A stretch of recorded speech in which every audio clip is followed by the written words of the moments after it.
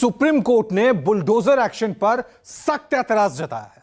Supreme court ने दो टूक कहा कि अगर कोई आरोपी या दोषी भी है तो उसका घर गिराया नहीं जा सकता। कोर्ट ने कहा कि अवैध निर्माण गिराने से पहले भी कानून का पालन करना जरूरी है और वो देश भर में निर्माणों में तोड़फोड़ को लेकर गाइडलाइन भी बनाएगा। बुलडोजर वाली सरकार है, ये बुलडोजर वाली सरकार सबसे बड़ी भूमाफिया सरकार है। माफियाओं के खिलाफ मिट्टी में मिलाने का काम उनका हमारी सरकार करेगी।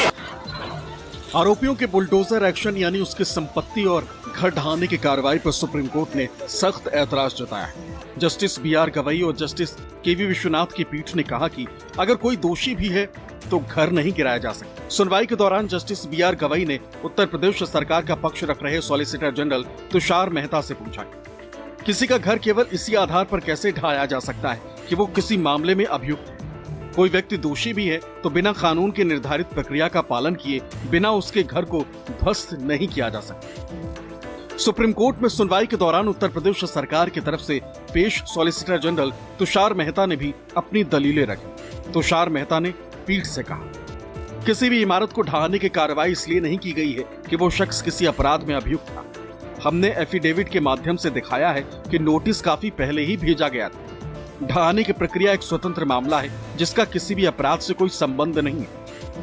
हालांकि याचिकाकर्ताओं के वकील दुष्यंत दवे और सीयू सिंह ने यूपी सरकार के वकील की इस दलील को गलत बताया। याचिकाकर्ताओं के वकील ने कहा कि घर इस कारण ध्वस्त किए गए क्योंकि वो किसी मामले के अभियुक्त हैं। सुनवाई के दौरान बेंच ने माना कि इमारत ढहाने के लिए जो कानून मौजूद हैं, उनका कई बार उल्लंघन किया गया है और सुप्रीम कोर्ट इसको लेकर दिशा निर्देश तय करेगा। सुप्रीम कोर्ट की बेंच ने कहा, किसी भी इमारत को ढहाने के लिए कानून मौजूद है, लेकिन इसका अधिक बार उल्लंघन देखा गया है। हम पूरे देश के लिए दिशा निर्देश तय करेंगे, लेकिन इसका मतलब ये नहीं कि किसी भी अनाधिकृत निर्माण को संरक्षण देंगे। बुलडोजर एक्शन पर सुप्रीम कोर्ट की सख्ती के बाद विपक्षी दलों ने भी योगी सरकार और बीजेपी शासित राज्य सरकारों को निशाना बनाया। समाजवादी पार्टी के मुखिया अखिलेश यादव ने सोशल मीडिया प्लेटफॉर्म एक्स पर लिखा, अन्याय के बुलडोजर से बड़ा होता है न्याय का तराजू। हालांकि बीजेपी ने भी अखिलेश यादव पर पलटवार किया और बुलडोजर एक्शन पर नए सिरे से सियासी घमासान छिड़ गया। किसी भी आरोप में या अपराध में वांछित होने पर किसी का मकान, दुकान या किसी प्रकार का कंस्ट्रक्शन बुलडोजर के द्वारा नहीं गिराया जाता।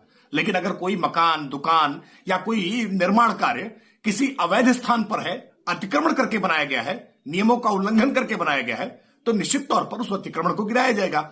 और उत्तर प्रदेश हो या अलग अलग राज्यों में बुलडोजर की यह कार्रवाई विधि की परिधि के दायरे में हुई है। पूरे देश में जिस तरह से भारतीय जनता पार्टी की सरकार है, वो न्यायपालिका के अधिकार क्षेत्र में अतिक्रमण करके बुलडोजर कार्रवाई कर रही थी। राजनीतिक विरोधियों के खिलाफ, अल्पसंख्यकों के खिलाफ, जिनके खिलाफ कोई मुकदमे दर्ज होते थे, आज माननीय सुप्रीम कोर्ट ने इस बात को माना है कि बुलडोजर एक्शन वो गैर कानूनी है। उसके लिए एक दिशा निर्देश जारी करने का फैसला माननीय सुप्रीम कोर्ट ने किया है। समाजवादी पार्टी माननीय सुप्रीम कोर्ट के फैसले का स्वागत करती है। कांग्रेस की सरकारों में लगभग 67 साल तक ये वर्ग उनके साथ था, लगभग 30 साल उत्तर प्रदेश में था। तो एक लंबे समय तक सरकार के साथ रहकर अवैध ढंग से जो भी अगर कब्जे किए गए हैं, अवैध संपत्ति अर्जित की गई है, तो अवैध कब्जे को हटाने के लिए बुलडोजर तो चलाना ही पड़ेगा। तो ऐसे में सुप्रीम कोर्ट का कहीं जाएं, अवैध तो अवैध होता, उसमें कौन सा। सुप्रीम कोर्ट ने जो आज फैसला दिया है, इसकी सराहना की जानी चाहिए और हम अपेक्षा करते हैं कि एक निर्णायक आदेश इसमें जारी होगा। और बेहतर तो और ये भी होता कि यदि इनके बीजेपी शासित राज्यों में गिराए गए घरों की जांच अदालत की निगरानी में हो जाए तो दूध का दूध, पानी का पानी भी हो जाएगा। सिर्फ द्वेष भावना से बुलडोजर की कार्रवाई कर देना, ये लोकतंत्र या संविधान विरुद्ध है, ये रुकना चाहिए। सुप्रीम कोर्ट में अब 17 सितंबर को इस मामले की अगली सुनवाई होगी। कोर्ट ने दोनों पक्षों से कहा है कि वो सुनवाई के दिन सुझावों के साथ हाजिर हो। प्रभाकर मिश्रा, दिल्ली, न्यूज़ 24।